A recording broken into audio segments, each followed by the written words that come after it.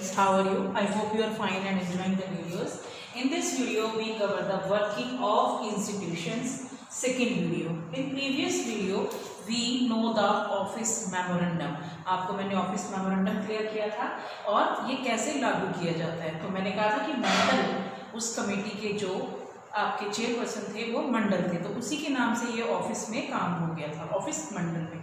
Office memorandum में क्या होता है कि जब कोई गवर्नमेंट अपना कोई नया कानून इम्प्लीमेंट करना चाहती है तो वो उसको सर्कुलर भेजती है।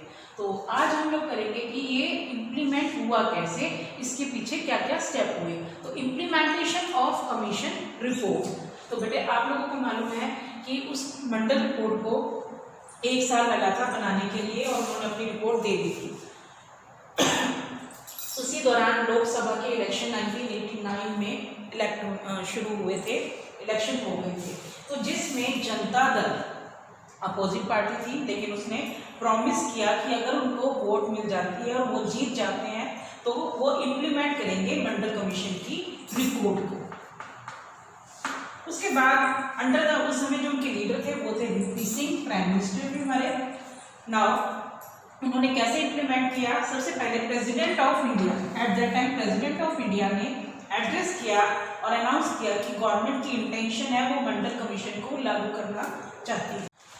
अंडर द जब उन्होंने प्रेसिडेंट ने ये अनाउंस कर दिया कि वो गवर्नमेंट की इंटेंशन है, क्योंकि गवर्नमेंट के उस समय लीडर थे वीपी सिंह, और 6 अगस्त 1990 में यूनियन कैबिनेट ने एक फॉर्मल डिसीजन लिया कि वो मंडल कमीशन की रिपोर्ट को इम्प्लीमेंट करना चाहती है। उसके बाद प्राइम मिनिस्टर ने इन्फॉर्म किया parliament about this decision through both houses. हमारे 2 हाउसेज होते हैं, तो उसमें दोनों हाउसेज में उन्होंने इन्फॉर्म करके उसको इम्प्लीमेंट कर दिया था और इस तरह से ये मंडल कमीशन की रिपोर्ट इम्प्लीमेंट हो गई थी। लेकिन जैसे ही कोई रिपोर्ट या बिल कोई नया पास होता है, कोई रूल बनता है, उसके बहुत सारे डिफरेंट व्यूज़ और ओपिनियन होते हैं।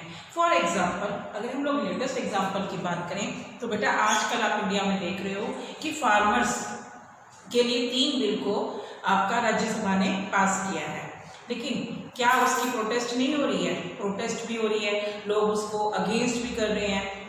तो यहाँ पर प्रोटेस्ट और काउंटर प्रोटेस्ट दोनों ही किए जाते हैं, यानी कि यहाँ पर आपका जो भी इम्प्लीमेंट होता है, कानून बनाते हैं, उसके लोग कुछ फेवर में होते हैं, कुछ अगेंस्ट होते हैं। तो जैसे अब यहाँ पे कानून किसानों के लिए 3 बिल पास किए गए राज्यसभा में, तो उस समय में अब इसकी जो किसान है वो इसको मान नहीं रहे हैं, अपोजिशन जो पार्टी है वो धरने कर रही है और उसके अगेंस्ट फाइल कर रहे हैं। तो इन सब को कैसे रोका जाएगा वो अभी हम आगे इस चैप्टर में पढ़ेंगे। फिलहाल आपको सिर्फ ये देखना है कि जब गवर्नमेंट नए रूल को पास करती है तो वो ऑफिस मेमोरेंडम के थ्रू करती है और उसको इतनी सारी स्टेप के अकॉर्डिंग, यानी कि पहले यहाँ पर गवर्नमेंट अभी इम्प्लीमेंट नहीं हुई थी, जब वो गवर्नमेंट ने प्रॉमिस, मतलब अपोजिशन पार्टी थी और वो इसको लाना चाहती थी, जब वो जीत गई तो उसने प्रेसिडेंट को अपनी बात बताई, प्रेसिडेंट ने अपनी अनाउंस किया कि इंटेंशन ऑफ द गवर्नमेंट क्या है। उसके बाद उन्होंने यूनियन कैबिनेट में फॉर्मल डिसीजन लिया कि वो मंडल कमीशन की रिपोर्ट को फॉलो करना चाहते हैं और फिर प्राइम मिनिस्टर ने अपने बोथ हाउसेज के थ्रू, राज्यसभा और लोकसभा के हाउसेज के थ्रू पार्लियामेंट हाउसेज में उसको इन्फॉर्म किया कि ये डिसीजन इम्प्लीमेंट होगा। तो उसके बाद यहाँ से कानून आपका इम्प्लीमेंट हो गया। लेकिन हर कानून के जैसे व्यूज़ और डिफरेंट व्यूज़ होती हैं, इसके भी थे। जैसे उस बिल के अपोजिट हो रहे हैं, तो यहाँ पर जब ये कानून हुआ रिजर्वेशन की, तो लोगों को ये डर सताने लगा कि जो जनरल कैटेगरी के लोग थे उनको इक्विवेलेंट ट्रीट नहीं किया जाएगा और जो SEBC के कैटेगरी के लोग आ रहे थे उनको रिजर्वेशन के कारण बगैर थोड़ी सी मेहनत के ही उनको गवर्नमेंट जॉब ऑफर हो रही थी। तो इसके अगेंस्ट लोगों ने प्रोटेस्ट एंड काउंटर प्रोटेस्ट दोनों किया। तो बेटे इसमें जैसे उन लोगों को ये लगा कि उनकी जॉब की सिक्योरिटी भी नहीं है और इस रिजर्वेशन से इनइक्वालिटीज ज़्यादा हो जाएंगी और गवर्नमेंट में भी और अदर फील्ड्स में भी।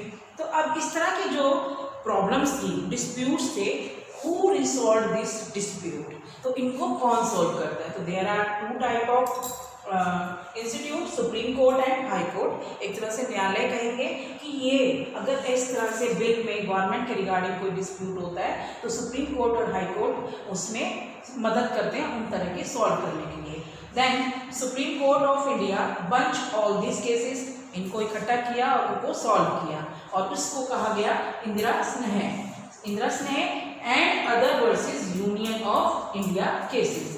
और उस समय 11 जजेस ने आपस में तर्क वितर्क कर इस रिजर्वेशन को वेलफेयर फॉर इंडिया बताया गया कि इंडिया की तरक्की के लिए, ताकि SEBC के लोग भी आगे आए और इंडिया में यानी कि भारत में तरक्की हो सके। और उन्होंने इस रिजोल्यूशन को पास कर दिया और इम्प्लीमेंट कर दिया गया।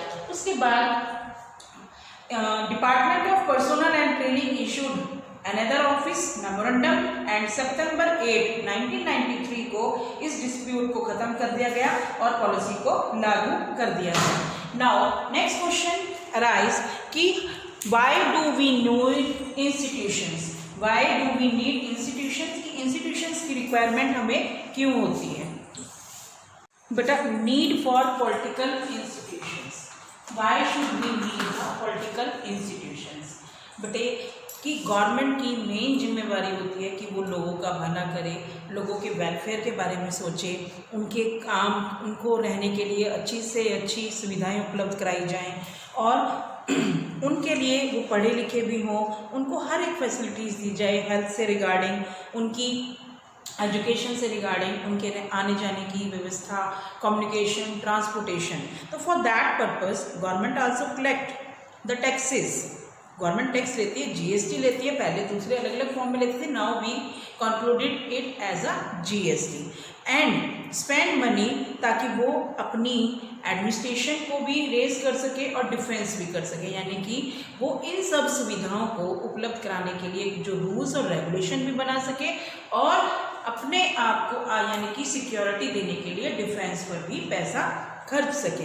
तो for that purpose development programmes के लिए भी चाहिए होता है, उसको कुछ पॉलिसीज़ भी बनानी होती है और उनको लागू भी करना होता है। तो अब आप लोगों को मालूम है कि जो पॉलिसीज़ बनाती है वो गवर्नमेंट बनाती है। तो गवर्नमेंट में जो इंस्टीट्यूट्स, यानी कि अब वो सारा काम खुद तो कर नहीं सकती ना इंस्टीट्यूट में, तो वो क्या करती हैं कि कुछ एक अलग अलग डिपार्टमेंट बना देते हैं, that is known as institute. अब जैसे मान लो फॉर एग्जाम्पल, अगर हम लोग एक स्कूल का ही एग्जाम्पल लेते हैं, तो यहाँ पर जो रूल्स और रेगुलेशंस बनाएगा वो प्रिंसिपल बनाएंगे। प्रिंसिपल ने रूल्स और रेगुलेशन बना दिए, अब इसको इम्प्लीमेंट कैसे करेंगे, तो वो सारा काम तो खुद कर नहीं सकते, इससे उन्होंने यहाँ पे इंस्टीट्यूट बना दिया, एक इंस्टीट्यूट यहाँ पर, एक इंस्टीट्यूट यहाँ पर। सपोज करो कि आपकी क्लास में अलग अलग, जैसे यहाँ पर साइंस का हेड बना दिया, यहाँ पर आर्ट्स का बना दिया, यहाँ पर कॉमर्स का हेड बना दिया, क्लियर, यहाँ पर कॉमर्स का हेड भी बन गया। आपका जो, जैसे कि मान लो कॉमर्स का या साइंस का हेड बनाया है हम लोगों ने, वो अब साइंस यहाँ पर रूल्स बन गए।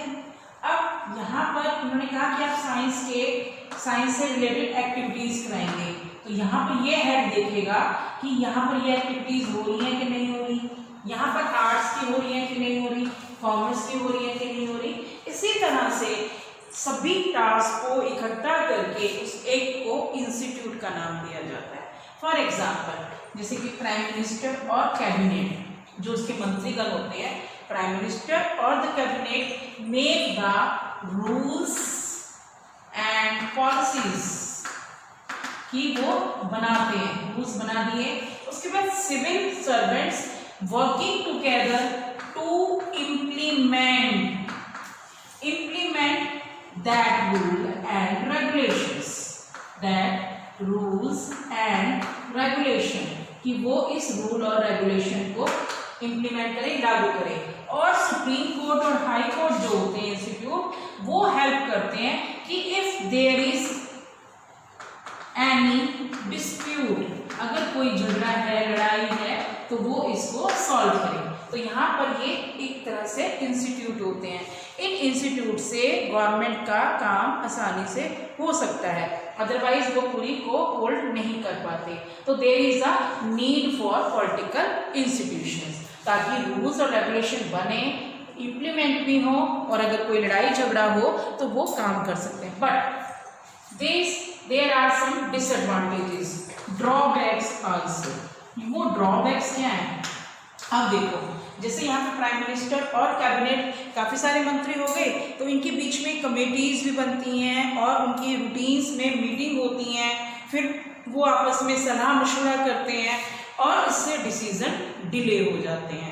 तो some time due to delay decision, और एक बार क्या कई बार हो सकता है कि उनके आपस में विचार भी ना मिले, तो विचार ना मिलने से उनके बीच में मतभेद भी होता है और काम डिले होता है। तो some time there will be a frustration भी आ जाती है और इन कमिटीज को काम भी नहीं करना पड़ता, क्योंकि गवर्नमेंट में अगर आप लोग नॉर्मली बात देखें कि हर एक पेपर का यानी कि रिटर्न में चाहिए, डिसीजन डिले होते हैं, तभी यहाँ पर पब्लिक डिपार्टमेंट में या गवर्नमेंट में एफिशिएंसी कम होती है। लेकिन देश के लिए अगर कोई वेलफेयर का काम कर सकता है वो पब्लिक ही कर सकती है। तो that's why we need for a political institutions with its drawback also, चाहे वो कितनी भी उनकी गलतियां नहीं हो।